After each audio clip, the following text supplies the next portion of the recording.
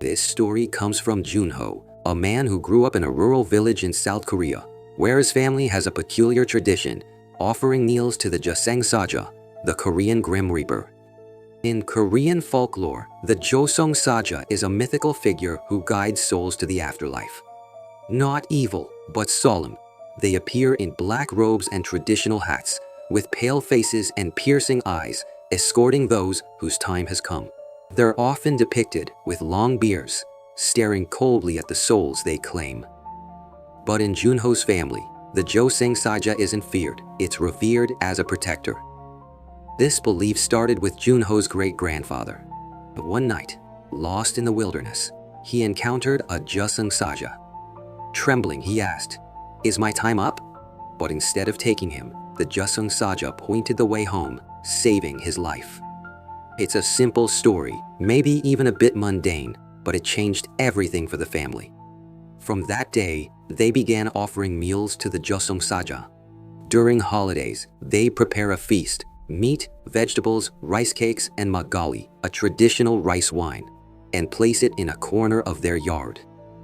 They'd pray, "Jeoseungsaja, protect our family, keep evil spirits and misfortune at bay." Junho's grandfather took it further. He carved 2 wooden statues from a pine tree struck by lightning, naming them the Heavenly General and the Underworld General. One stood tall and majestic, the other exuded an eerie aura. Placed at the entrance of the yard, they were honored with offerings of wine and prayers. "Grandfather Jeoseungsaja, keep our home safe." Junho's father continued the tradition, treating the statues like sacred guardians. "This isn't superstition," he'd say. "It's how we keep our family safe." He polished the statues daily, as if they were village totems. But Junho, he'd recently returned to the countryside after years in the city. To him, the statues were just relics of old tales. "Ghosts, Jeoseungsaja, that's just fairy tale stuff," he'd scoff. He'd even tease the statues, saying, "Hey, grandfather, why is your head so big? More like Big Head General than Heavenly General." His father would sigh and chuckle. "Junho, one day you'll see. The Jeoseungsaja will save you too." The family elders often shared stories of mysterious encounters with the Jeoseungsaja. One tale from Junho's father stuck out. A decade ago, he was driving home late at night when his car's engine suddenly died. He pulled over, frustrated. Moments later, a drunk driver in a truck veered across the center line, crashing head-on into the car behind him. Both drivers died. If his engine hadn't stalled, it could have been him. When he tried to restart the car, it roared back to life as if nothing had happened. "The Jeoseungsaja protected me," he insisted. Junho laughed it off, chalking it up to coincidence. But in the summer of 2022, everything changed. It was a sweltering night. Junho, a year into his return to rural life, decided to go fishing with a friend at a nearby river. "Let's hit the reservoir," his friend suggested. "The full moon's out, it'll be perfect." They grabbed their fishing rods and some beers, settling by the water's edge. The moonlight shimmered on the river, and the soft sound of flowing water mixed with distant frog croaks. It was peaceful. They chatted, laughed, and sipped their drinks as fish bit their lines. Then, something caught Junho's eye. Near a rock in the middle of the river, the water rippled unnaturally. "Is that a turtle?" he muttered, squinting. But it wasn't. Rising from the water was a face. Pale, almost translucent, with dark, hollow eyes staring straight at him. A low groan escaped Junho's lips. His body froze, heart pounding. He couldn't move, couldn't look away.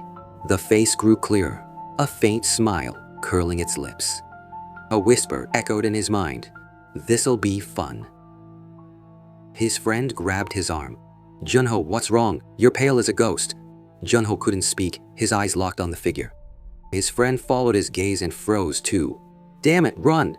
he yelled, yanking Junho toward their truck. They sprinted, leaving their gear behind, legs shaking, breaths ragged. As they jumped into the truck and sped off, Junho stole a glance in the rearview mirror, but quickly looked away when his friend shouted, "Don't look back." A low, eerie laugh seemed to follow them, chilling Junho to the bone. The drive home was silent, save for the hum of the engine and their heavy breathing. When they reached the house, an odd sense of safety washed over them. The Jeoseungsaja statues stood silently in the yard, and for the first time, they felt like a shield. Junho's friend later admitted, "Man, you were out of it back there. Your eyes were bloodshot and you were groaning like you were possessed." I've heard stories. People get lured into the water by spirits like that. I dragged you out just in time. Junho's father stepped outside, calling, "You boys coming in?" His voice was a lifeline. They bolted into the house, shaken. That night they stayed up, too scared to sleep. The face haunted Junho.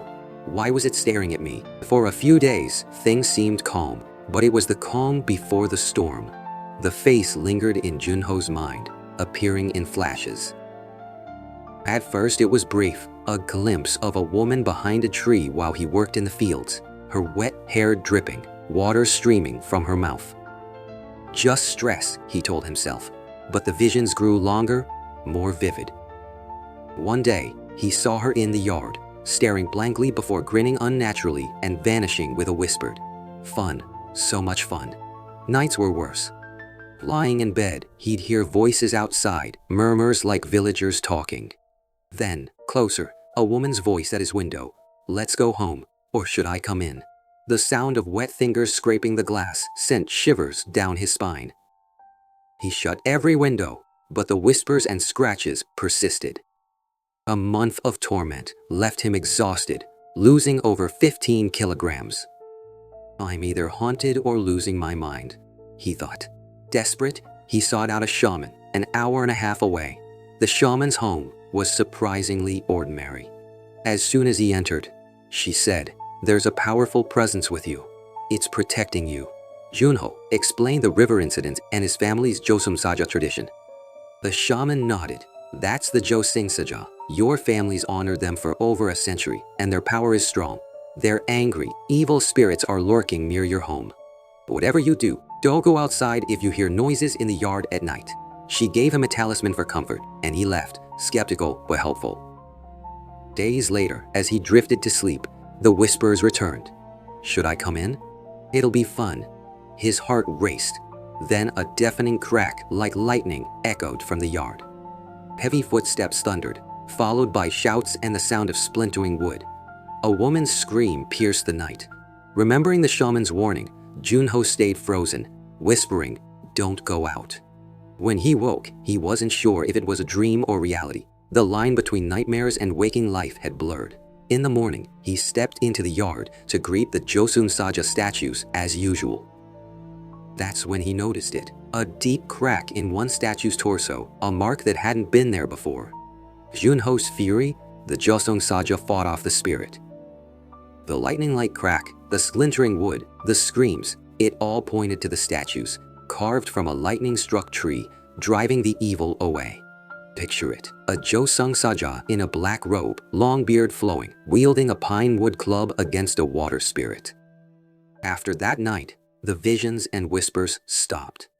Junho's mother later told him the rock in the river was infamous for drownings, said to be haunted by vengeful spirits. Every rural town has its legends, but after facing that entity and enduring weeks of terror, Junho believes. Now, he honors the Jeoseungsaja with meals and wine, saying, "Thank you, grandfather." He's given up fishing, trading it for a new hobby, tending a garden and offering fresh vegetables to the statues. Do you have a hidden guardian in your life? Stay tuned for the next episode and don't forget to subscribe.